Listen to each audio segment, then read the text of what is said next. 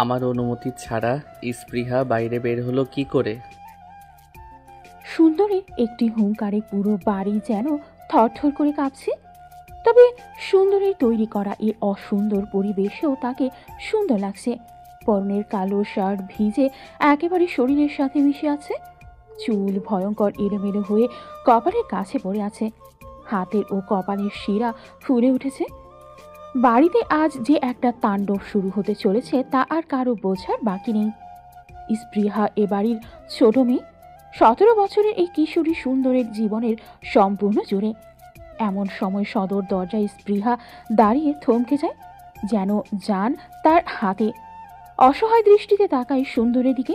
ব্যাস, আগুনে ঘি ডালার মতো যথেষ্ট ছিল তারই দৃষ্টি।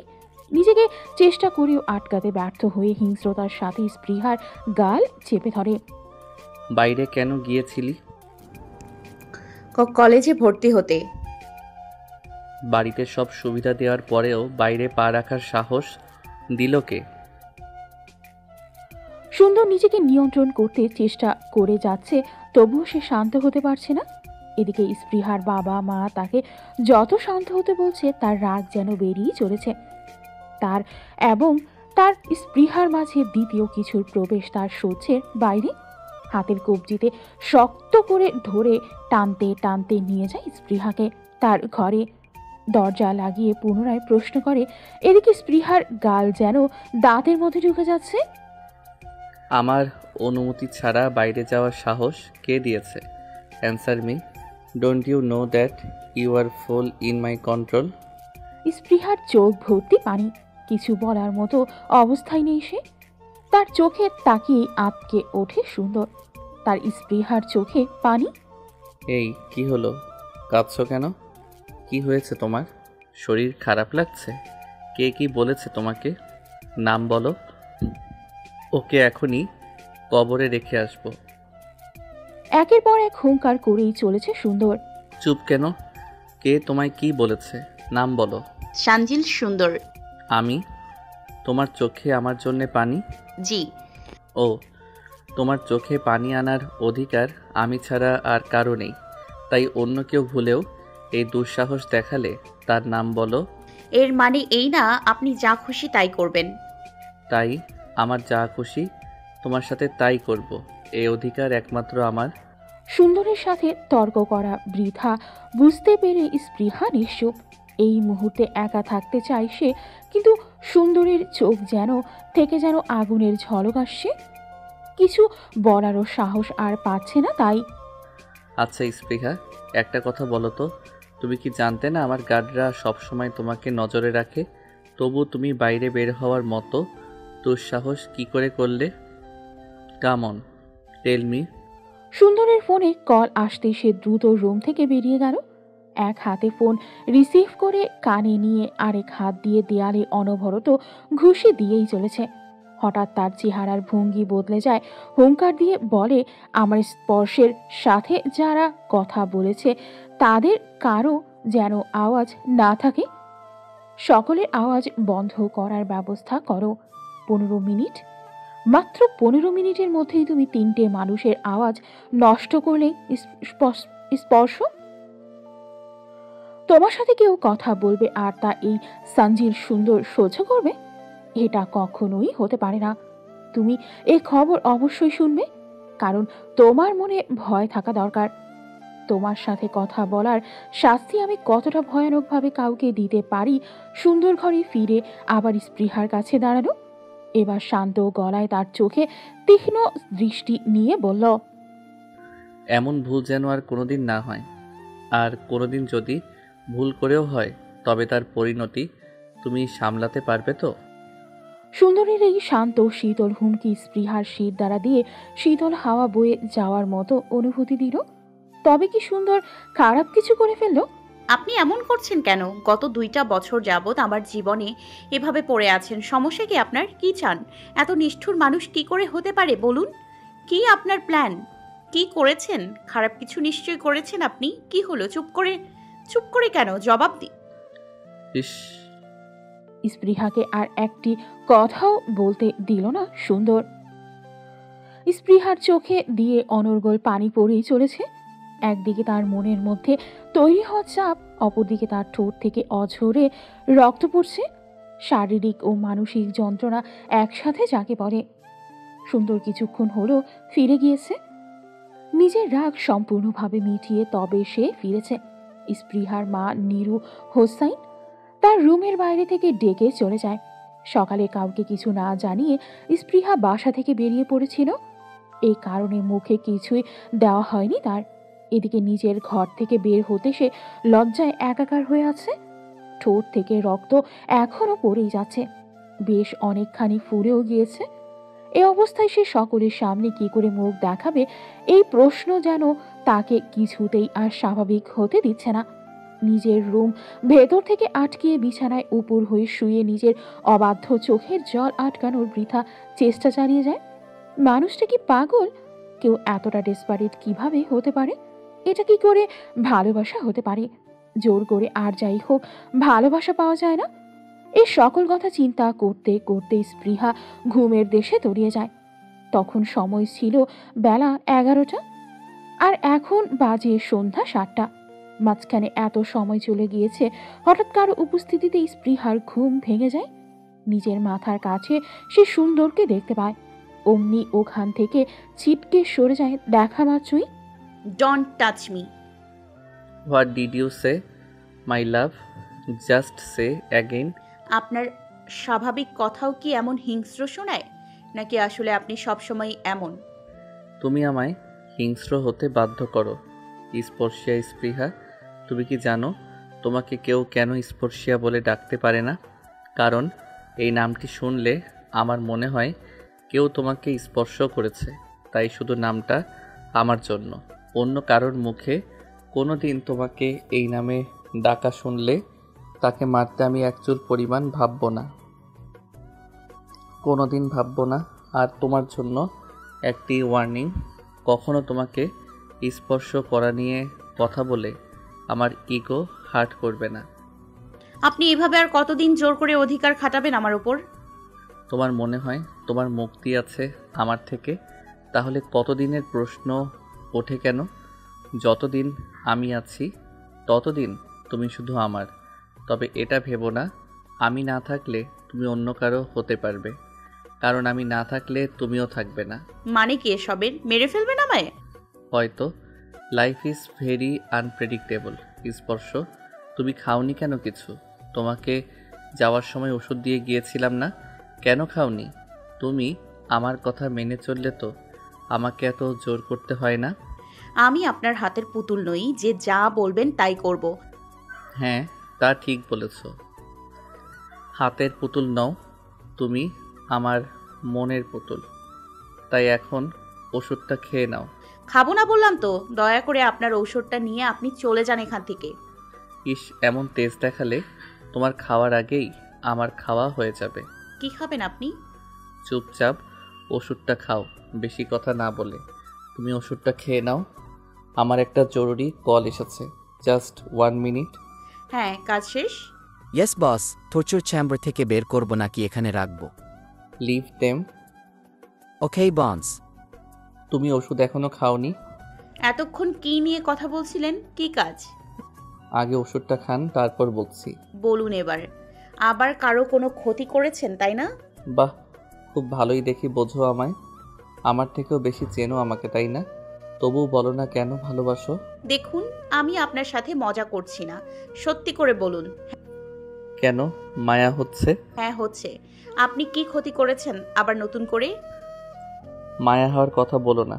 তোমার এই মায়ার জন্য যতটুকু বেঁচে আছে তাও থাকতে পারবে না। So be careful. কি হলো, চুপ করে গেলে কেন? ভয় পাচ্ছ? অন্য কাউকে নিয়ে যেন তোমাকে ভাবতে না দেখি। আর এমন কোনো ক্ষতি করিনি কারো। শুধু আজকে যে 3 জনের সাথে কথা বলেছিলে তাদের কথা বলার ক্ষমতা শেষ করে দিয়েছি। যে মুখ দিয়ে তারা তোমার সাথে কথা বলেছে আর কোনোদিন যেন সেই মুখ দিয়ে কখনো কোনো আওয়াজ করতে না পারে সেই ব্যবস্থা করেছি। আশা করি এই শাস্তির কথা তোমার মনে থাকবে। নিশ্চয়ই তুমি এতটা নিষ্ঠুর নও যে নিজের ভুলের জন্য অন্যকে শাস্তি ভোগ করাবে। কি ঠিক বলেছি তো? স্পর্শ। আমার নাম স্পৃহা, স্পর্শ নয়। হয় আমাকে স্পর্শিয়া বলবেন, আর না হয় স্পৃহা। আপনার মুখে স্পর্শ ডাক শুনলে আমার বমি পায়। সুন্দর এবার আর স্পৃহাকে কিছু বলল না সে, কিন্তু চোখে মুখে তার তীব্র হিংস্রতা। চোখের সাদা অংশ লালাভ হয়ে আছে। মুহূর্তেই তার পাশে থাকা কাচের গ্লাস নিজের হাতের মুঠোয় করে চাপ দিতে গ্লাসের টুকরোগুলো তার হাতের মধ্যে গভীর ক্ষত সৃষ্টি করল। রক্ত পড়ছে হাত বেয়ে, তবু একটি কথা না বলেও স্পৃহার চোখের দিকে দৃষ্টি নিক্ষেপ করে বসে রইল। এদিকে স্পৃহার তো প্রাণ যায় যায় অবস্থা, তবুও নিজেকে শান্ত করে সুন্দরকে বলল, এটা আপনি কি করলেন? হাত তো অনেকখানি কেটে গিয়েছে, প্রচুর রক্তক্ষরণ হচ্ছে। এক্ষুনি কাছের টুকরো বের করে অ্যান্টিসেপটিক দিয়ে হাতটা বেঁধে ফেলুন। তোমাকে আমার কথা ভাবতে হবে না স্পর্শ। ওষুধটা খেয়ে খাবার খেয়ে নাও। অনেক দেরি হয়ে গিয়েছে। তুমি খেলে আমি এখান থেকে চলে যাব, তার আগে না। ঠিক আছে, আমি খাচ্ছি, কিন্তু আপনি কিন্তু আপনি গিয়ে আগে ডক্টরের কাছে যাবেন। বেশিক্ষণ রক্তক্ষরণ হলে সমস্যা হবে ভেবে না চাওয়া সত্ত্বেও স্পৃহা নিজের খাবারটা শেষ করল। সুন্দর আর কোনো কথা না বলে বেরিয়ে গেল বাসা থেকে। তবে উদ্দেশ্য তার ডক্টরের কাছে যাওয়া নয়। নিজের ওপর তীব্র অনীহা হচ্ছে তার। যন্ত্রণা দিতে মাঝে মাঝে কেন যেন ভালোই লাগে। হাত দিয়ে রক্ত গড়িয়ে পড়ছে, তীব্র যন্ত্রণা হচ্ছে, তবুও এই যন্ত্রণা সে মাথা পেতে গ্রহণ করছে, কেননা তার স্পর্শের কথার তুলনায় এটি সামান্য মাত্র। নিজের ড্রাইভারকে পাঠিয়ে দিয়ে আজই হাত দিয়ে নিজে ড্রাইভ করে যাবে সুন্দর। তার জেদের কাছে যেন সব হার মেনে যায়। 2 বছর আগেও ঠিক এমনই হয়েছিল। মাত্র 15 বছর বয়সের একটি তরুণী যেন 23 বছরের একজন পুরুষের জীবন ওলটপালট করে দেয়। তার তীব্র জেদ হয়ে থেকে যায়। ভালোবাসা জোর করে পাওয়া যায় না, কিন্তু আমি না পেলেও যে আর কেউ পাবে না। गाड़ी गान बाजते सारा दुनिया से जीत के मैं आया हूँ इधर, तेरी आगे ही में हारा किया तूने किया असर। সুন্দর নিজের আনমনে হেসে ফেলে। স্পৃহা শুধু তার তার কোনো ছাড় নেই। বাড়ি ফিরে আগে শাওয়ার নিল সুন্দর, তবুও যেন তার রাগ কিছুতেই কমছে না। তার স্পর্শ, তার মুখে স্পর্শ ডাক শুনতে ঘৃণা পায়। এ যেন কিছুতেই মানা যাচ্ছে না। বাড়ির এক এক করে সমস্ত কিছু ভাঙতে শুরু করলো সুন্দর, এমনকি নিজের গিটারটাও ভেঙে 2 টুকরো করে ফেলল। সুন্দরের মা এবং বাবা মিস্টার সঞ্জিত চৌধুরী এবং মিসেস সাবিনা চৌধুরী দৌড়ে নিজের ছেলের কাছে যায়। ছেলের এমন পাগলের মতো আচরণ দেখে মিসেস সাবিনা চৌধুরী তাকে থামতে বলেন। মা, আমাকে একা থাকতে দাও, এখান থেকে চলে যাও তোমরা। কিন্তু তোর হাত দিয়ে তো রক্ত পড়ছে, কি হয়েছে সোনামা? একটু শান্ত হো। স্পৃহা মা কিছু বলেছে? আমার স্পর্শকে নিয়ে কথা বলার অধিকার এই দুনিয়ার কারো নেই, তাই ওকে নিয়ে কোনো প্রশ্ন করবে না। তোমাকে আগেও মানা করেছি, ওকে নিয়ে যা বলার শুধু আমি বলবো। কারোর মুখ থেকে আমি ওর নাম বা ওকে নিয়ে কথা শুনতে চাই না। তোমরা ঘুমিয়ে পড়ো। সুন্দরের সাথে যত বেশি কথা বাড়ানো হবে সে তত বেশি জেদ দেখাবে। এই ভেবে মিস্টার আর মিসেস চৌধুরী নিজেদের ঘরে ফিরে গেল। নিজের ক্ষতবিক্ষত হাত নিয়ে সুন্দর ওভাবেই শুয়ে পড়ল। মনে হচ্ছে তার তীব্র জ্বর এসেছে। নিজের গায়ে তাপ প্রবলভাবে অনুভব করল, তবুও যেন সে নিয়ে কোনো ভ্রুক্ষেপ নেই তার। তীব্র মাথা ব্যথার কাছেও তার নিজের প্রতি অনীহা জিতে গিয়েছে। তুমি কি সত্যি আমায় কখনো ভালোবাসবে না স্পর্শ? কিন্তু আমি তো তোমাকে আর কারোর প্রতি তোমার অনুভূতি তৈরি হতে দেব না। হয় আমাকে ভালোবাসবে, নয়তো কাউকে না। সুন্দরের ঘুম ভাঙল। মাথায় পানি নিতে নিতে দুর্বল কণ্ঠে জিজ্ঞেস করল, তোমরা সবাই এখানে কেন? তোর জোরে গা পুড়ে যাচ্ছে, অথচ একবার জানাসনি আমাদেরকে। কি ভেবেছিস নিজেকে? যা খুশি যেমন সেভাবেই চলবি? আমার কিছু হয়নি, তোমরা নিজেদের মতো কাজ করো। কোনো সমস্যা হলে জানাবো। অফিসে আজ একটি মিটিং রয়েছে, আমাকে বের হতে হবে। কি শুরু করেছো ভাইয়া? এত জ্বর নিয়েও মিটিংয়ের কথা বলছো? আর ভুলে যেও না, অফিসের দায়িত্বে তুমি ছাড়াও আমি এবং বাবা রয়েছি। বিজনেস আমরা সামনে নিব, তুমি বাসায় থেকে রেস্ট করো। না, এখন এমনিতেও বাসায় একা থাকা হবে না। আমার মিটিং এর চেয়েও বেশি ইম্পর্ট্যান্ট কাজ আছে আজ। মিটিংয়ের চেয়েও ইম্পর্ট্যান্ট কাজ? তার মানে নিশ্চয়ই সম্পৃহাকে নিয়ে। কোনো দরকার হলে আমাকে বলো, আমি গিয়ে ওর সাথে দেখা করে আসব।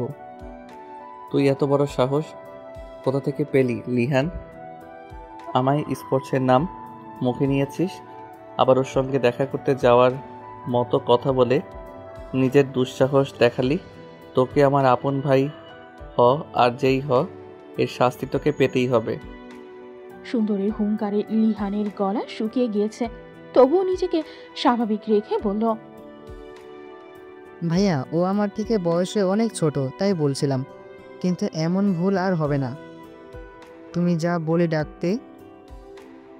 বলে ডাকতে বলবে আমি তাই বলে ডাকবো।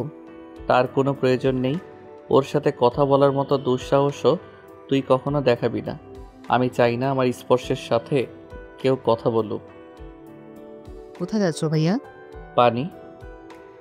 তুমি রেস্ট নাও, আমি এনে দিচ্ছি। লিহান পানি নিয়ে ফিরে আসতেই অদৃশ্যভাবে কিছু বাধা পেয়ে সামনে উপর হয়ে পড়ল।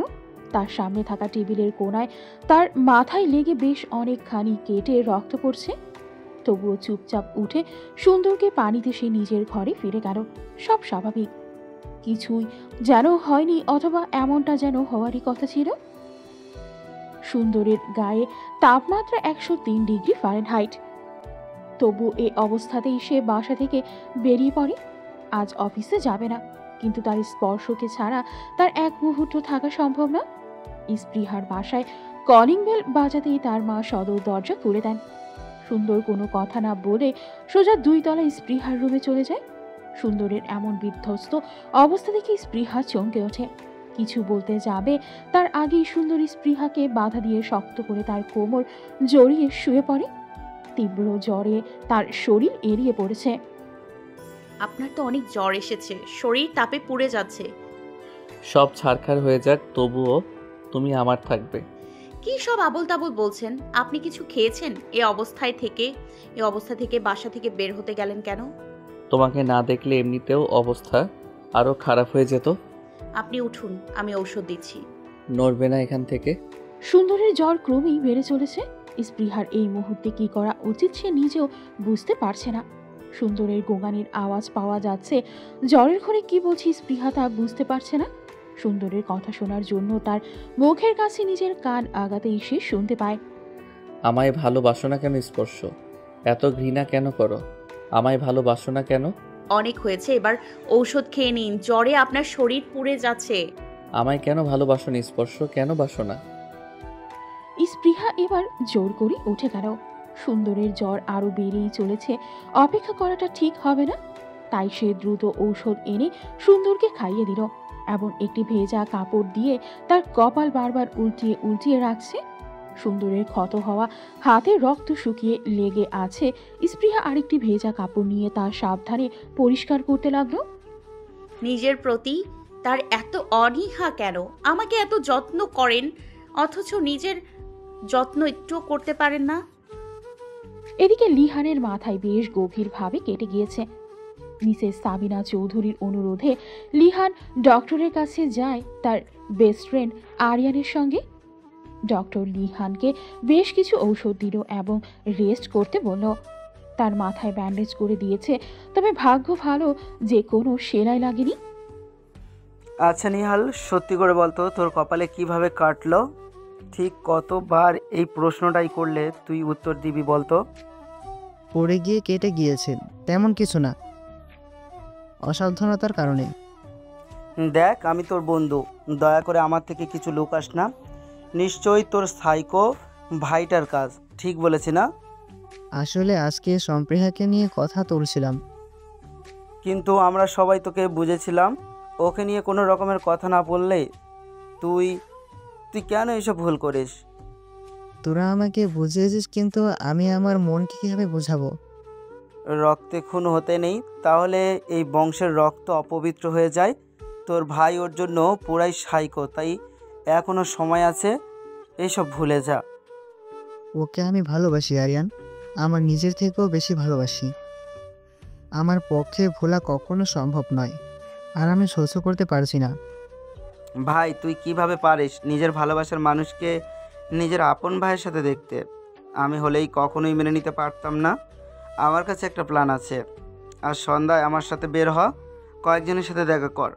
সব শেয়ার করলে তাকে দিয়েই কাজটা করিয়ে পথের কাঁটাটা দূর কর, তবে তোর স্প্রিয়াকে তুই পাবি। কিন্তু কার কাছে যাব? সুন্দরের জ্বরটা এখন কমে এসেছে। তার স্পর্শের যত্নের ছোঁয়ায় সে সুস্থ হয়েছে। সুন্দরের মনে হচ্ছে জ্বর আসায় যদি তার স্পর্শে সে থাকতে পারে তবে জ্বরই ভালো। সে সুন্দরী স্পৃহার কোলে মাথা দিয়ে শুয়ে রয়েছে। তার জ্বর এখন কম, অনেকটা সুস্থ লাগছে। তবুও সেই স্পৃহার সান্নিধ্যে থাকার জন্য বলল, ভীষণ মাথা ব্যথা করছে আমার, একটু মাথাটা টিপে দিবে প্লিজ? স্পৃহা ইতস্তত বোধ করায় কিছু বলল না। সুন্দর এবার চেঁচিয়ে বলে উঠল, উফ, ব্যথায় মরে যাচ্ছি। এবার স্পৃহা আর অপেক্ষা করল না, নিজের হাতটা আলতোভাবে সুন্দরের মাথায় রাখলো। এটা কি তোমার হাত নাকি তুলা? মানে আসলেই মাংসের তৈরি হাতে তো? যদি এত নরম হাত হয় কারো, তাহলে না জানি। সুন্দরের কথার অর্থ বুঝে কথার মাঝখানে স্পৃহা চোখ বড় বড় করে তাকালো। সাথে সাথে স্পৃহা প্রসঙ্গ পাল্টে নিল। এমন লজ্জাজনক পরিস্থিতিতে সে মোটেই পড়তে চায় না। আপনি এতক্ষণ নাটক করছিলেন তাই না? আপনার মাথা ব্যথা নেই তা বোঝা হয়ে গিয়েছে। এমন তুলার স্পর্শ পেলে মাথা ব্যথা তুলার মতোই উড়ে যায়। কিন্তু আমার মাথাটা ধরেছে, এখন শাওয়ার নিব। আপনি প্লিজ চলে যান এখন। নিমেষের মধ্যেই সুন্দরের এই হাস্যোজ্জ্বল মুখ হিংস্রতা লাভ করে স্পৃহার গাল চেপে বলে, আমি থাকলেই তোমার মাথা ধরে তাই না? তবে সেকেন্ডে সেকেন্ডে এমন মাথা ধরা সহ্য করবে? ছাড়ুন, আমি ব্যথা পাচ্ছি। Don't make this sound. Sparsha, I can control myself. স্পৃহার ঠোঁটে তার বৃদ্ধাঙ্গুল দিয়ে দুবার স্লাইড করে হাত সরিয়ে নিল সুন্দর। তার স্পর্শের কাছে বেশিক্ষণ থাকা ঠিক হবে না। যাও, শাওয়ার নাও। স্পৃহার সব যেন থমকে গিয়েছে। তবুও সুন্দরের যাওয়ার কথা শুনে এক মুহূর্ত দেরি না করেই সে বলল, thanks. Baby, I love you. Excuse me. বেশ অবাক হয়ে তাকায় স্পৃহা। সুন্দর তো তাকে কখনো স্পর্শ ছাড়া অন্য নামে ডাকে না। যখন খুব রাগ হয়ে যায় তখন স্পৃহা বলে, কিন্তু অন্য কোনো নামে কখনোই তাকে ডাকেনি। আজ হলো কি হঠাৎ? ও জানে জান, दोनों जहान मेरी बाहों में आ भूल जा जा। Baby I love you, baby I love you, baby I love you. Baby पहली नज़र में कैसा जादू कर दिया। গান গাচ্ছি স্পর্শ। তোমাকে তো আমি বেবি বলি না, তুমি কি ভেবেছিলে? না, কিছু না। তোমার নাম মাথায় ধরেছিল। যাও, শাওয়ার নাও, আমি আসছি, সন্ধ্যায় দেখা হবে, রেডি থেকো। Baby I love you so much. সুন্দর আর পেছনে না দেখে বেরিয়ে গেল। সন্ধ্যা 6টা বাজে। লিহান আরিয়ান একসাথে বেরিয়েছে। লিহানের কোনো ধারণা নেই সে কার কাছে বা কোথায় যাচ্ছে। কোথায় যাচ্ছি আমরা সেটা তো বল। বললাম না তো, প্যারা নিস না। লিহান এবার আর কিছু বলল না। চারিদিকে অন্ধকার হয়ে এসেছে। তারা এর মধ্যে বেশ নির্জন একটি জায়গায় এসেছে। একটি পুরনো বাড়ির সামনে এসে দাঁড়ানোর পর আরিয়ান বলল, তুই এখানে দাঁড়া, আমি ভিতর থেকে দেখে আসি ভাই আছে কিনা। কিন্তু কিসের ভাই আর কার ভাই, কিছু তো বল। তোর সমস্যা সমাধানের জন্যই এত কিছু, আর তুই উল্টো আমাকে প্রশ্ন করছিস। না তেমন কিছু, যা তুই দেখে আয়। লিহান ভিতরে আয়। এটা হচ্ছে আমাদের আশিক ভাই, অনেক বড় নেতা, পুরো শহর তার আন্ডারে। তুই তো সমস্যা খুলে বল, দেখ এক চুটকিতে সমাধান করে ফেলবে। কিন্তু কি বলবো আমি? আরে কি বলবি মানে? যা যা হয়েছে এই পর্যন্ত সব কিছু বল। আরে ছোট ভাই বল বল, আমি সমাধানের সর্বোচ্চ চেষ্টা করব। তুমি তো আরিয়ানের বন্ধু, আর আরিয়ান আমার খুব কাছের। ইতস্তত বোধ করার কিছু হয়নি। নে নে লিহান, এবার শুরু কর। ভাই কিন্তু অনেক ব্যস্ত মানুষ, আমাদের যে সময় দিচ্ছে এই অনেক। এবার তুই বল আর দেরি না করে। আসলে ভাই, আমি একটা মেয়েকে অসম্ভব ভালোবাসি, বলতে পারেন আমার জীবনের চেয়ে বেশি। মানে মানসিকতা ঠিক এমনভাবেই হয়েছে যে হয় তাকে আমার করে পাবো, আর নয়তো আমি বাঁচতে পারবো না। কিন্তু আমার চেয়েও ভয়ানক মানসিকতার আমার ভাই, সে তার জন্য পুরোই পাগল। এখন আমার হাতে দুইটা অপশন, যে কোনো মূল্য তাকে পাওয়া আর নয়তো নিজেকে শেষ করে দেওয়া। এটাই হলো সমস্যা। ঘটনার সূত্রপাত কোথা থেকে এবং কবে থেকে আমাকে খুলে বলো, প্রথম থেকে। আমি হাসনীন চৌধুরী লিহান, শখের বশের গায়ক বলতে পারেন। আজ থেকে 2 বছর আগে যখন ভার্সিটিতে ভর্তি হই, তখন আমরা কয়েকটা ফ্রেন্ড মিলে সিদ্ধান্ত নিই একটা গ্রুপ তৈরি করব বিভিন্ন কনসার্টে গান গাওয়ার জন্য। ওই একই ভার্সিটিতে আমার বড় ভাইও পড়তো। তখন আমার বয়স 19 আর ভাইয়ার 23। সেও ভীষণ সুন্দর গান গায়। ভাইয়ার সাথে আলোচনা করে আমরা একটা গ্রুপ তৈরি করি।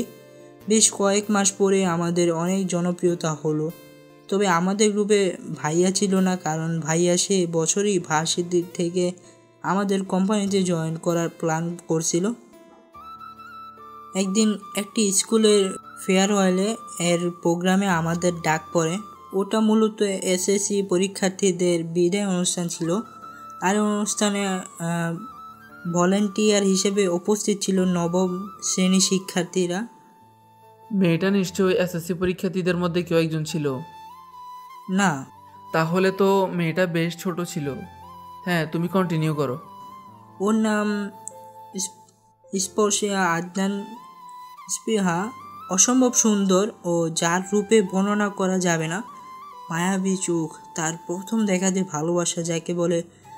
ওকে দেখার পর আমি সে অনুভূতিটা পেয়েছিলাম। নজর আটকে যাওয়ার মতো নিখুঁতভাবে তাকে তৈরি করেছেন সৃষ্টিকর্তা। ওর সাথে কয়েক সেকেন্ডের জন্য আমার চোখাচোখি হলো। হঠাৎ করে আমার সামনে এসে বলল, ভাইয়া, আপনাদের কনসার্ট শুরু হওয়ার আগে আপনারা এখানে রেস্ট করতে পারেন। ওর কণ্ঠ আমার কানের রিন রিন করে বাজতে লাগলো। এত সুন্দর সুদূর কণ্ঠ হয় কারো? প্রথম প্রেম নাকি এর আগেও এরকম কাউকে ভালো লেগেছিল? ওই প্রথম এবং ওই শেষ। আচ্ছা, তারপর বলো। আমি ওকে পাওয়ার জন্য বেশ উতলা হয়ে পড়েছিলাম। মনে হচ্ছিল এক্ষুনি ওকে জানিয়ে দিই আমার ভালোবাসার কথা। আমার আটকানো দৃষ্টি দেখে আমার বন্ধুরাও বুঝে যায় আমি প্রেমে পড়েছি।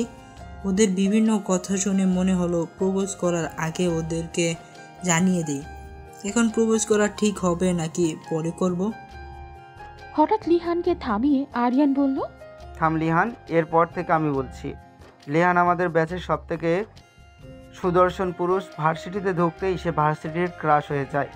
এক কথায় চেহারা যেমন সুন্দর, তেমন কথা বলার ধরন, যেমন তার উচ্চতা তেমন সুন্দর জিম করা বাড়ি, গায়ের রং, সাথে সিল্কি চুলগুলো আর ডিপ ভয়েস নিয়ে পুরো ভার্সিটি মেয়েদের ক্রাশ বয় হয়ে গেল।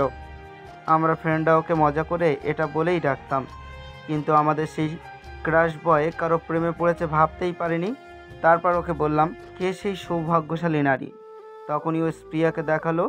এরপর অনেক বুঝিয়ে বললাম মেয়েটা এখন থেকে অনেক ছোট, এখন তাড়াতাড়ি প্রপোজ করার দরকার নেই, আপাতত কনসার্টটা করে যাই আর ওকে নজরে রাখা যাক, পরে সুযোগ বুঝে করিস। এবং ও তাতে রাজি হয়ে যায়।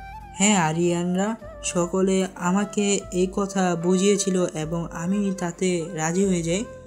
আর মাসুল আমাকে মৃত্যু দিয়ে দিতে হচ্ছে। এরই মাঝে আশিকের ফোনে কল আসে। কল কেটে ভীষণ তাড়াহুড়ায় এসে জানায় তার খুব জরুরি একটি মিটিং রয়েছে। ভাইয়েরা আমার, খুব গুরুত্বপূর্ণ একটা মিটিংয়ে যেতে হচ্ছে। আরিয়ান শোনো, কাল ঠিক এই সময় তুমি ওকে আমার কাছে নিয়ে আসবে। আমি এই সমস্যাটার সমাধান করে দিব নিজের সর্বোচ্চটা দিয়ে। আশিক বেরিয়ে গিয়েও আবার ফিরে এসে লিহানকে জিজ্ঞেস করলো, ওহ, এত কিছু শোনা হলো, তোমার ভাইয়ের নামটাই তো বললে না, কি নাম তার? সাঞ্জিল চৌধুরী সুন্দর। স্পৃহার ঘরের ফ্লোরে টুকরো টুকরো হয়ে আছে কিছুক্ষণ আগে তার হাতে থাকা স্বাভাবিক ফোনটা।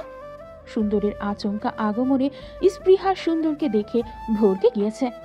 আচমকা হ্যাচকা টান অনুভব করেছে শুধু। কিন্তু ঘটনাটা কি ঘটল বুঝতে তার কিছুক্ষণ সময় লেগেছে। তার হাতে থাকা ফোনটা এখন মেঝেতে পড়ে রয়েছে। ফোনের প্রোটেক্টর গ্লাস ভেঙে গুঁড়ো হয়ে আছে। ফোনের কয়েক খণ্ড হয়ে গেছে। এত জোর দিয়ে সুন্দর ফোনটি ফেলেছে। ভাবতেই গা শিউরে উঠল স্পৃহার। কিছুক্ষণ আগের ঘটনা, তার বাইর থেকে ফোন নিয়ে বহুদিনের যোগাযোগ বিচ্ছিন্ন বেস্ট ফ্রেন্ডের কাছে কল দেওয়ার জন্য ফোন নিয়ে এসেছিল। সবেমাত্র ডায়াল কলে হাতটা রেখেছে সে, আর তখনই এমন একটা ঘটনা ঘটে গেল। সুন্দর অগ্নি দৃষ্টি দিয়ে তাকিয়ে রয়েছে স্পৃহার দিকে, যেন চোখ দিয়েই গিলে খাবে তাকে। সুন্দর সন্ধ্যা 6টার দিকে আসে স্পৃহাদের বাসায়। তার স্পর্শকে ছাড়া যেন চলছিল না, তাই স্পর্শে থাকতে ছুটে আসে। কিন্তু এমন দৃশ্য দেখতে হবে তা সুন্দরের কল্পনার বাইরে ছিল। সুন্দরের অনুমতি ছাড়া তার স্পর্শ কাউকে কল করতে চলেছিল, এটা সে মানতে পারছে না। তোমার এতখানি সাহস হলো কি করে যে তুমি আমার অনুমতি ছাড়া ফোন ধরেছ, আবার কারো সঙ্গে কথা বলার মতো দুঃসাহসও দেখিয়েছ? কেন এমন করলে? আমার অনুমতির প্রয়োজন মনে করনি তুমি? আপনি আমায় অনুমতি দিতেন?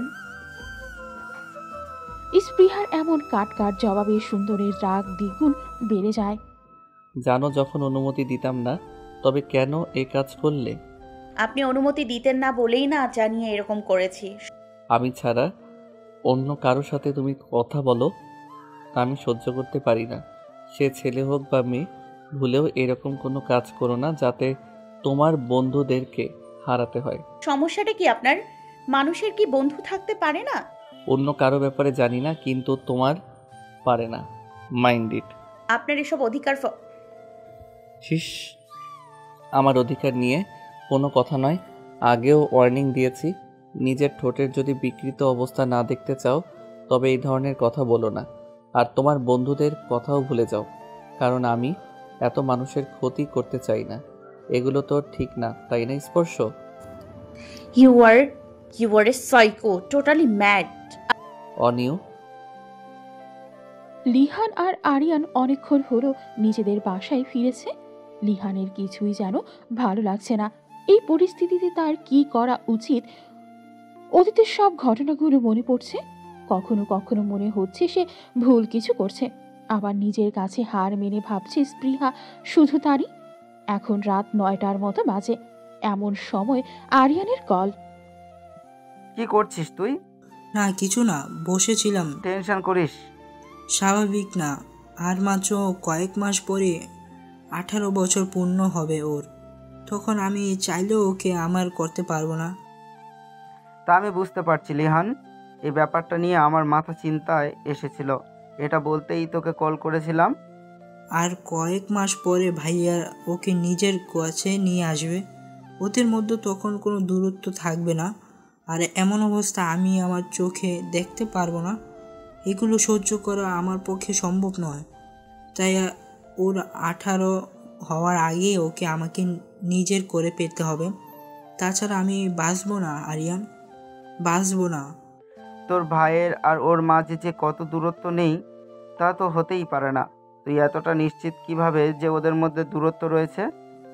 লিহান ভাইয়া স্পৃহার কথা খুব মেনে চলে। স্পৃহা যা চাইবে না ভুলেও ভাইয়া তা করবে না। বিষয়টা আমিও ভেবেছিলাম। তোর ভাই যেমন মানুষ, স্পৃহাকে ছাড়া এক মুহূর্তও থাকবে। দূরত্ব নিশ্চয়ই আছে, তা না হলে নিজের করে রাখতো। সে যে করেই হোক, নিশ্চয়ই শারীরিক।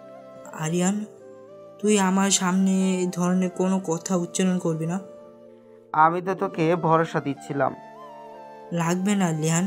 আচ্ছা, আমি তোর অবস্থাটা বুঝতে পারছি, তুই রিল্যাক্স থাক। কাল তো আবার আশিক ভাইয়ের সঙ্গে দেখা করব, দেখবি সব ঠিক হয়ে যাবে। উনি অনেক পাওয়ারফুল, তুই জাস্ট সব কিছু বলতে থাকিস।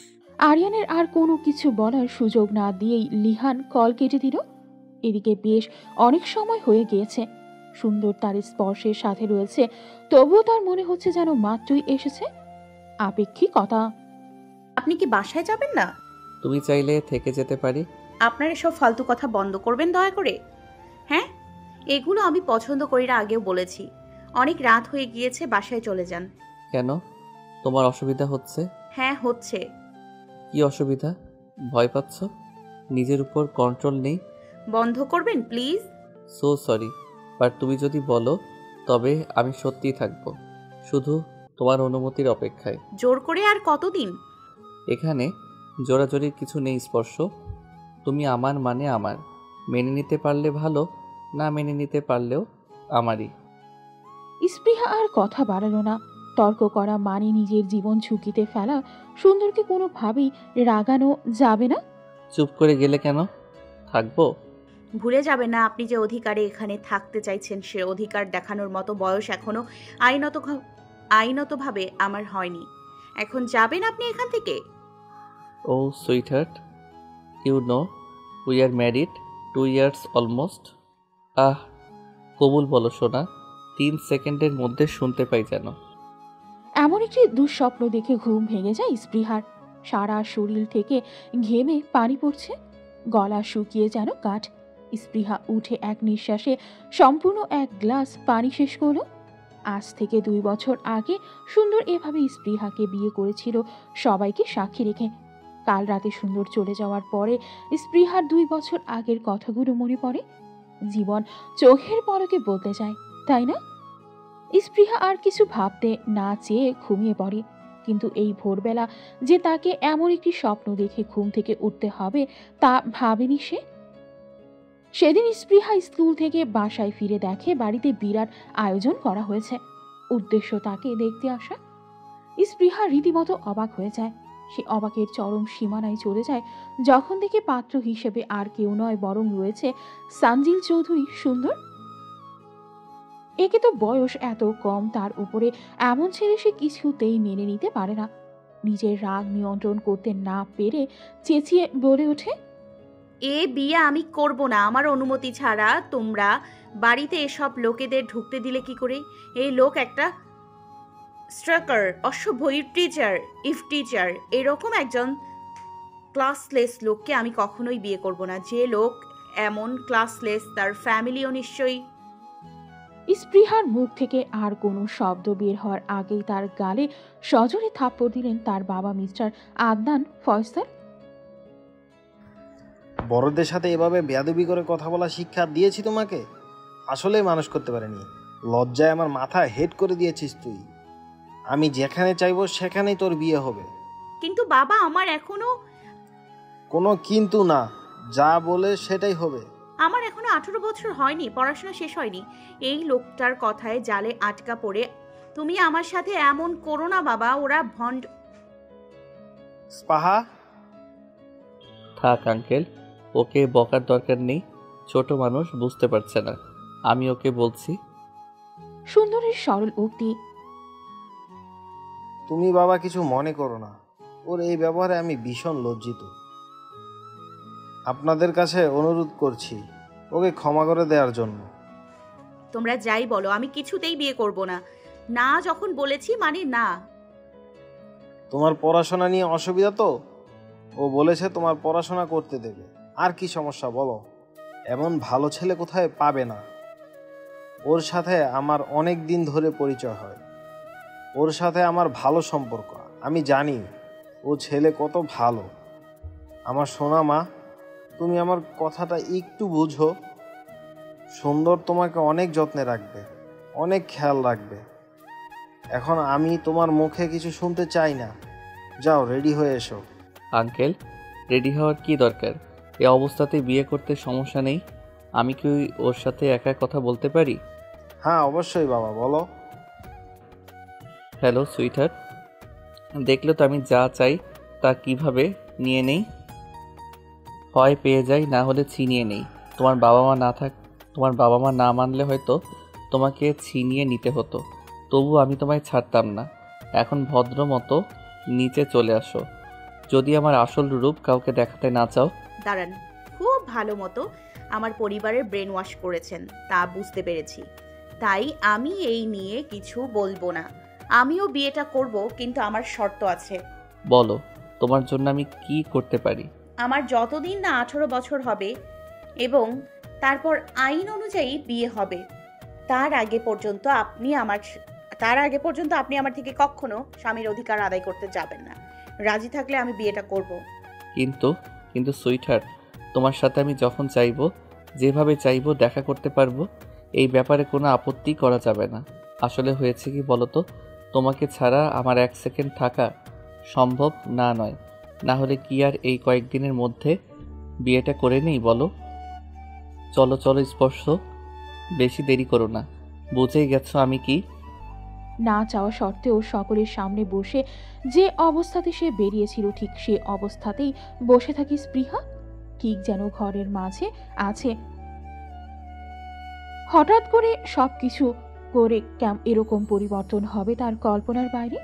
মুখ দিয়ে কোনো কথা বের না হওয়া সত্ত্বেও সেদিন সুন্দর জোর করে তাকে দিয়ে কবুল বলিয়েছিল। স্পৃহা তার অতীত থেকে বেরিয়ে আসে দরজার কড়া নাড়ার শব্দে। এতক্ষণ যার কথা মনে করছিল সে ব্যক্তিটি তার সামনে হাজির হয়েছে। ঘৃণায় মুখ গুটিয়ে নেয় স্পৃহা। এত তাড়াতাড়ি উঠে গিয়েছো স্পর্শ? ভাবলাম তোমাকে এসে ঘুম থেকে জাগাবো। বউকে ঘুম থেকে ওঠানোর মজা কিন্তু আলাদা ব্যাপার না?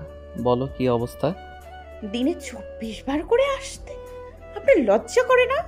লজ্জা কিসের বউয়ের কাছে আসতে? অফিসে যাওয়ার আগে তোমার মুখটা দেখে গেলে সারাদিনে কোনো ক্লান্তি কাজ করে না। ভালো করেছি না এসে? তুমি ভালো না বললেও ভালো। স্পৃহা কোনো জবাব দিল না। পুরনো কথাগুলো মনে পড়াতে তার মেজাজটা এমনিতেই খারাপ। এই সুন্দরের সাথে এখন তর্কে যেতে একদম ইচ্ছে করছে না তার। সুন্দর কিছুক্ষণ থেমে আবারও বলল, তুই জানো স্পর্শ, আই অ্যাম ভেরি এক্সাইটেড। কেন? তোমার শর্তের সময় আর কিছুদিন পরেই শেষ হয়ে যাবে। তারপর শুরু হবে আমার খেলা। এই 2 বছর ধরে তো আপনিই খেলা দেখাচ্ছেন। এই খেলা তো সেই খেলা না। আপনার এসব হেয়ালি কথা আমার ভালো লাগে না, বিরক্ত লাগছে, অসহ্য লাগছে। বিরক্ত করা তো এখনো শুরু করলাম না, তাতেই বিরক্ত? কিছুদিন পরে তো প্রতি সেকেন্ডে বিরক্ত করব। Be ready my girl. স্পৃহা সুন্দরের কোনো কথাতেই পাত্তা দিল না। সে নিজের চিন্তায় মগ্ন। তার মনের মধ্যে একটি প্রশ্ন সে শুরু থেকেই ঘুরপাক খাচ্ছে। সুন্দর তাকে চিনল কি করে? কেন তার পেছনে এভাবে পড়ে রইল? একটা কথা বলবেন? হাজারটা বলবো। আপনি আমার পেছনে এভাবে পড়ে রইলেন কেন? চিনলেন কি করে আমায়? বাসর রাতে বলবো, সারপ্রাইজ থাকলো। বাসর রাত নাও আসতে পারে। কথা সম্পূর্ণ হওয়ার আগেই স্পৃহার ঠোঁট সুন্দরের দখলে চলে গেল। সেই দখলে নমনীয়তা ছিল না, ছিল হিংস্রতা। রাগ ক্ষোভ মিশ্রিত করে বিধ্বস্ত করে দিল তার অধর। নিঃশ্বাস ছাড়ারও উপায় পাচ্ছিল না স্পৃহা।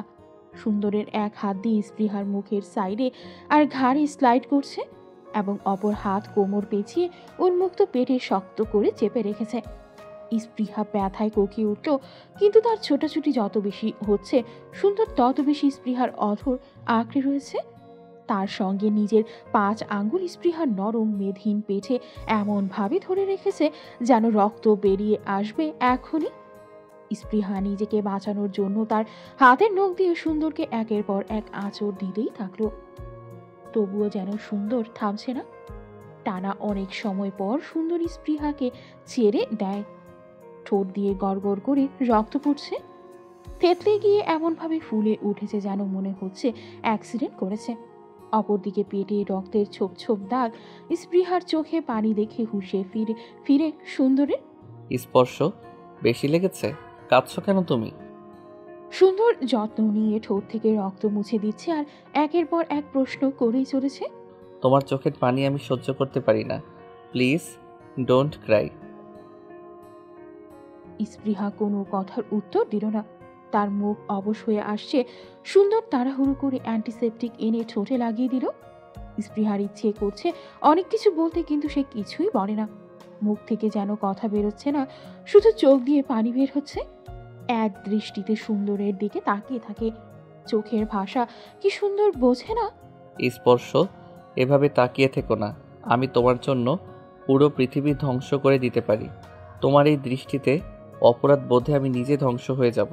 দয়া করো আর এই ধরনের কথা কখনোই বলো না, যাতে আমি নিজেকে নিয়ন্ত্রণ রাখতে না পারি। তোমার মনে পড়ে সেদিনের কথা? কথা বলতে বলতে সুন্দর নিজের হাত স্পৃহার পেটের দিকে বাড়ায়। স্পৃহা বাধা দিতে গেলে তার হাত থামিয়ে বলে, ইনফেকশন করবে, ওষুধটা লাগাতে দাও। স্পৃহার শির দ্বারা দিয়ে যেন ঠান্ডা হাওয়া বয়ে চলেছে। বিধ্বস্ত পাতলা ঠোঁট কাঁপছে তীর করে। সুন্দর ঔষধ তার পেটে লাগিয়ে দিয়ে আবার স্পৃহার চোখের দিকে তাকিয়ে বলল, তোমার কি মনে পড়ে সেদিনের কথা? স্পৃহা ঘাড় নাড়িয়ে না বোঝালো, তার মানে তার মনে নেই। সুন্দর কথা বাড়ালো না। তার স্পৃহাকে এতটা আঘাত করেছে সে, আজকে সে নিজেই নিজেকে শাস্তি দেবে।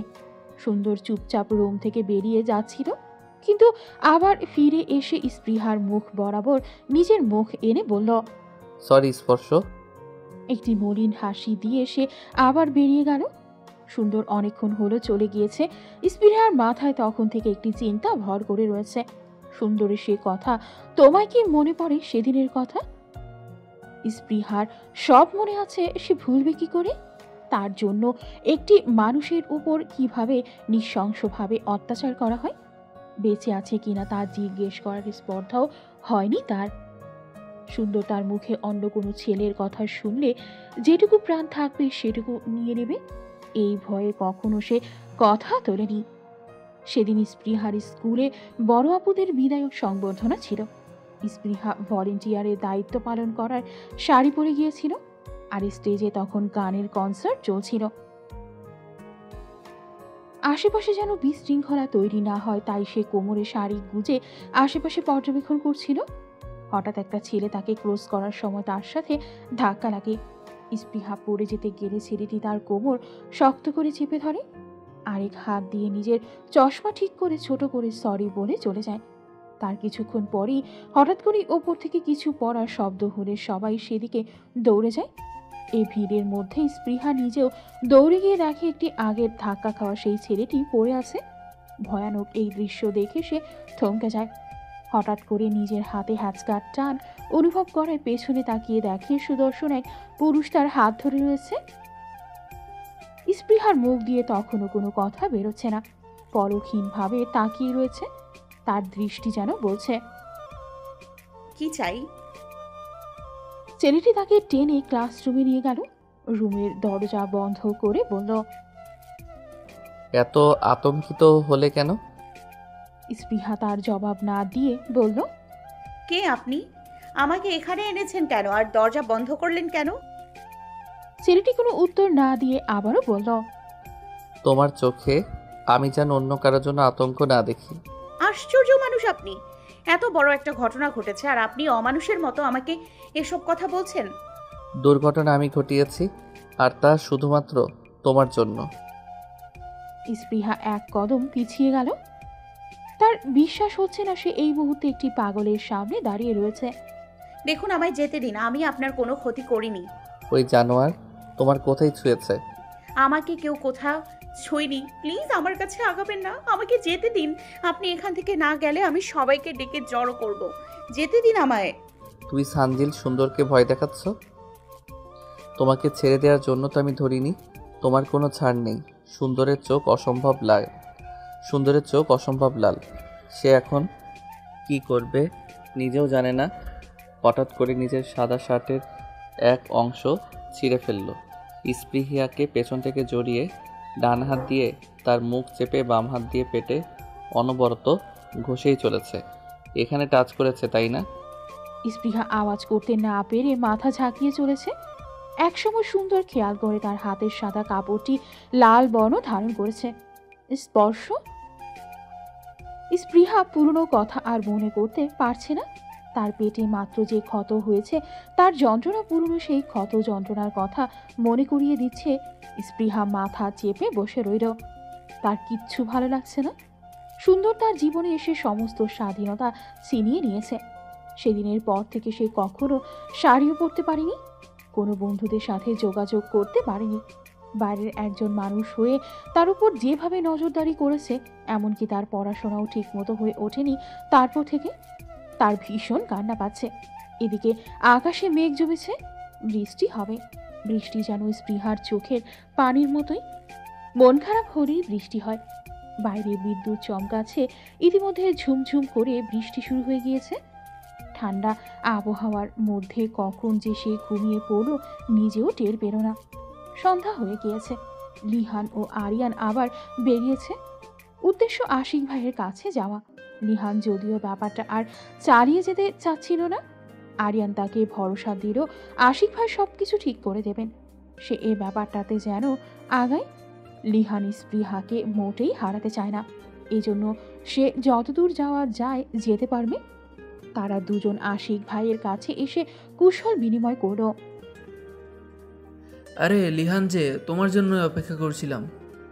কি ব্যাপার আশিক ভাই, আপনি তো প্রথমবারের কারো নাম মনে রাখেন না, ওর নাম এত ভালো লেগেছে। Of course, he is the special one. Special? ওসব রাখো, কাহিনী শুরু করো। কাল অমন কাজ না করে গেলে তখনই তোমার থেকে শুনে নিতাম। তোমার এই বিষয়টি নিয়ে ভীষণ আগ্রহী। আরিয়ান, হ্যাঁ বল নিহাল। লিহান এবার বলা শুরু করলো। সেদিন বন্ধুরা সবাই মানা করার পরেও আমি ওদের কথায় রাজি হয়ে যাই এবং সিদ্ধান্ত নেই পরেই জানাবো মনের কথা। আমাদের কনসার্ট শুরু হয় তার 1 ঘন্টা পরে।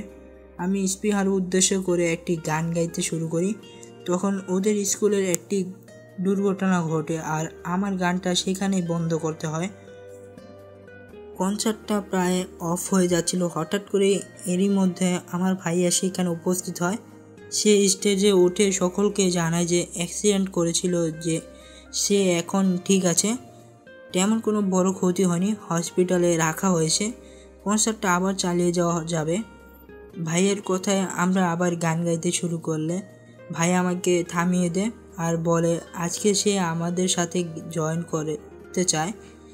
এ যেন মেঘ না চাইতে জলের মত লাগছিল, কারণ ভাইয়া সবচেয়ে ভালো গান গায়, এমন একজন গায়ক আমাদের ওই কনসার্টে গাইবে।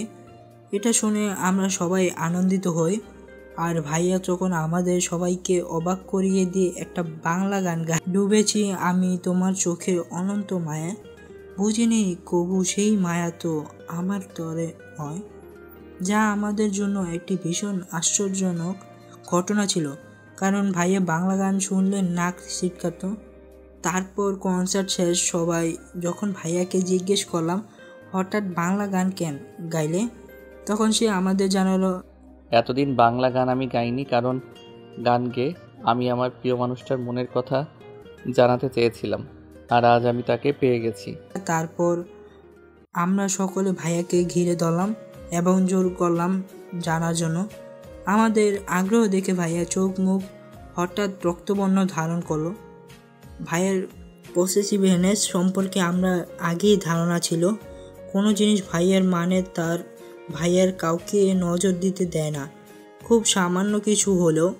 তাই আমি সবাইকে থামতে বললাম, ভাইয়াকে রাগাতে দেওয়া যাবে না, কারণ ভাইয়ের রাগ সম্পর্কে আমার থেকে ভালো কেউ জানে না।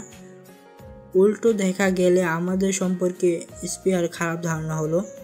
তাই আমি সবাইকে থামিয়ে দিলাম আর ভাইয়াকে শান্ত করার উদ্দেশ্যে বললাম, তুমি তোমার মনের মানুষকে তোমার মনেই রেখে দাও, আমাদের কারোর কোনো ইন্টারেস্ট নেই। সত্যি বলতে আমার আর আরিয়ানের আগ্রহের কোনো শেষ ছিল না, কারণ আমার ভাইয়ার মতো একজন মানুষও কারো প্রেমে পড়তে পারে, এটা সপ্তম আশ্চর্যের মতো একটি ঘটনা। তারপর তুই বলল আরিয়ান। হ্যাঁ, সেই দিন ওই ভাইয়ের মুখের কথা শুনে আমি আর নিহাল দুজনেই চাচ্ছিলাম কোনোভাবে জানতে মেয়ের সম্পর্কে। তাই আমরা সুন্দর ভাইয়ের দিকে নজর রাখতে শুরু করি। আর তারপর যা জানতে পারি, সুন্দর ভাই আর কাউকে নয় বরং প্রিয়াকে ভালোবাসতো। আমি আর নিহাল বিষয়টি বুঝতে পেরে ভীষণ অবাক হয়েছিলাম, কারণ ভাই হঠাৎ সেদিন এসেই এমন কিছু করবে ভাবেনি। লিহানের সোজা জবাব, আমারও সেটাই প্রশ্ন। ভাইয়া কখনো আমাদের সাথে কনসার্টে যায় না, কিন্তু হঠাৎ সেই দিন সেখানে উপস্থিত হয়। হ্যাঁ, আসলে বিষয়টা নিয়ে আমরা আলোচনা করছিলাম, কিন্তু ওর ভাই যে বদমেজাজি, কারোরই বলার সাহস হয়নি। আচ্ছা আরিয়ান, সবাই বুঝতে পারলাম, কিন্তু একটা বিষয় আমার মাথায় ঢুকছে না, হঠাৎ সেদিন তোদের সুন্দর ভাই কেন গেল স্কুলে? আচ্ছা, সেসব কথা রাখো, ভাগ্যে যা ছিল তাই হয়েছে। এখন সবটা তো শুনলাম, তোমরা কি বলো? আমি কিভাবে সাহায্য করতে পারি? আরিয়ান আর লিহান কোনো জবাব দিল না। একে অপরের চোখের দিকে তাকালো। লিহান নিজেও বুঝে উঠতে পারছে না কি করবে। সেই আরিয়ানের দিকে তাকিয়ে এক ভ্রু উঁচু করে বোঝালো, কি বলবো? স্পৃহার ঘুম ভাঙলো প্রচন্ড জোরে মেঘের গর্জনে। বিদ্যুৎ চমকানো শব্দে সে কেঁপে উঠল। হঠাৎই তার পাশে সুঠাম দেহের অধিকারী কারো অস্তিত্ব অনুভব করে। ভয় পেও না, আমি আছি তো। কণ্ঠ চিনতে কোনো অসুবিধা হলো না স্পৃহার। কিন্তু সুন্দরীর শরীর ভেজা কেন? সে কি ভিজে ভিজে এসেছে? আপনি বৃষ্টিতে ভিজেছেন? হ্যাঁ। এই অবেলায় আসার দরকার কি ছিল? তোমায় না দেখলে ঘুম হতো না। গাড়ি আনেননি, ভিজেছেন কেন? এনেছি। তাহলে মাথা মুছুন, ঠান্ডা লাগবে। লাগুক, এটা আমার শাস্তি। কিসের শাস্তি? তোমাকে আঘাত করার। আজকে সারাদিন আমি বৃষ্টিতে ভিজছি, তাই স্পর্শ। তুই জানো আমি বৃষ্টির পানি সহ্য করতে পারি না। শাস্তিটা ঠিক আছে, ক্ষমা করে দিবে এখন? আপনার ভালো একজন ডাক্তার দেখানো উচিত, মানসিক রোগী আপনি। তুমি খুশি হওনি? শাস্তি কম হয়ে গিয়েছে স্পর্শ? জ্বর থেকে উঠেই আবার জ্বরে পড়তে চান? খারাপ না বিষয়টা, স্পর্শে থাকা যায়। মাথা মুছুন। সারাদিন খাওনি কিছু? খেয়েছি, দুপুরে মা খাইয়ে দিয়েছিল। কেন? তোমার হাত নেই? অন্য কারো হাতে কেন খেয়েছো তুমি? আপনি অসুস্থ, বাসায় গিয়ে বিশ্রাম নিন। তুমি আমার হাতে ছাড়া কারো হাতে খাবে না। আর কিছুদিন কষ্ট করে নিজের হাতে খাও, তারপর তোমার হাতেও তোমাকে খেতে দিব না। ঠিক আছে, আপনি যান এখন। এই অবস্থায় থাকবেন না দয়া করে। শর্ত আছে। বলুন। তুমি মাথা মুছিয়ে দাও, তারপর যাচ্ছি। এতক্ষণ কি টানা বৃষ্টি হচ্ছিল? বৃষ্টিতে লিহান আর আরিয়ান আটকে গিয়েছে। খাওয়া দাওয়ার ব্যবস্থা করেছিলেন আশিক ভাই। বৃষ্টি কমে আসতে ওরা বেরিয়ে যাওয়ার সিদ্ধান্ত নেয়। আশিক ভাই আবার লিহানকে ডেকে বলল, কি করলে ভালো হয়? লিহান সিদ্ধান্তহীনতায় ভুগছে। তার কি বলা উচিত সে আরিয়ানের দিকে তাকালো। আরিয়ান লিহানের চাহনি দেখে তার অবস্থা বুঝতে পারে, তাই নিজেই ঝট করে উত্তর দেয়, মেরে ফেলেন ভাই। স্পৃহা টাওয়াল এনে সুন্দরের সামনে দাঁড়িয়ে ইশারায় সুন্দরকে বসতে বলল। সুন্দর কিছু না বোঝার ভান করে ঠায় দাঁড়িয়ে রইল। সুন্দরের ভাবগতি বুঝতে না পেরে স্পৃহা নিজেও চুপচাপ দাঁড়িয়ে রইল। 2 মিনিট নীরবতার পর সুন্দর বলে উঠল, উফ, ঠান্ডা লেগে যাচ্ছে আমার। স্পৃহা তখন আবার মুখে বলল, বসুন, না হলে মুছাবো কি করে? সুন্দরের স্পষ্ট জবাব, জানি না। স্পৃহা তার 2 পা উঁচু করল, তবুও সুন্দরের মাথায় নাগাল পাচ্ছে না। তুমি তো অনেক পিচ্ছি স্পর্শ, সামান্য মাথা মোছাতে পারছো না? স্পৃহার কাছে কথাটা কেমন চ্যালেঞ্জের মতো লাগলো, যেন তাকে পারতেই হবে যেভাবেই হোক। বেশ কিছুক্ষণ চেষ্টার পর সুন্দরের পায়ের ওপরে উঠে দাঁড়ালো। স্পৃহা যতবার সুন্দরের মাথার নাগাল পেতে যায়, সুন্দর ততবারই তার মাথা এদিক সেদিক কাত করে নেয়, যার ফলস্বরূপ স্পৃহা একবার সুন্দরের মাথায় স্পর্শ করতে পারে না। এক সময় সুন্দরের পায়ের ওপর দাঁড়িয়ে স্পৃহা তার 2 পা উঁচু করে সুন্দর তার এক হাতে স্পৃহার কোমর পেঁচিয়ে ধরে। স্পৃহার হুঁশ ফিরে সুন্দরের ঠান্ডা শরীরের স্পর্শে। সে যে সুন্দরের এতটা কাছাকাছি চলে এসেছিল এতক্ষণ খেয়ালই করেনি। বড় বড় করে চোখ মেলে তাকায় সুন্দরের দিকে, যেন এটা সে কি করছে। এত জোরে হার্টবিট হচ্ছে যে সে নিজেই নিজের বিট শুনতে পাচ্ছে। সুন্দর যদি শুনে ফেলে, ভীষণ লজ্জায় পড়ে যায় স্পৃহা। লজ্জায় তার মুখের রক্তিম আভা ফুটে উঠেছে। সুন্দর তাকে আরেকটু লজ্জায় ফেলে দেওয়ার জন্য বলল, কি বলো, আজ থেকে যাই? স্পৃহা এক দৃষ্টিতে পায়ের দিকে তাকিয়ে আছে। পরিস্থিতি স্বাভাবিক করার জন্য সুন্দর গিয়ে চেয়ারে বসল। তারপরে স্পৃহাকে ডেকে বলল, অনেক দেরি হয়ে যাচ্ছে কিন্তু, দাও মাথা মুছিয়ে দাও। স্পৃহা আর কথা না বাড়িয়ে সুন্দরের মাথা মুছিয়ে দিতে লাগলো। আরিয়ানের মুখে সুন্দরকে মেরে ফেলার কথা শুনে লিহান চমকে তার দিকে তাকালো। কি বলছিস তুই? আমার ভাইকে মেরে ফেলার জন্য সুপারিশ করতে এসেছিস? আমি বন্ধু দেখ, তোর কাছে আর কোনো উপায় নেই। তুই যদি তোর স্প্রিয়াকে পেতে চাস তবে তোর ভাইকে মরতেই হবে। কিন্তু এমন কাজ আমার দ্বারা সম্ভব নয়। আমি এই বিষয় নিয়ে কিছু বলতে চাই না। অন্য কোনো উপায় থাকলে আগাতে পারি।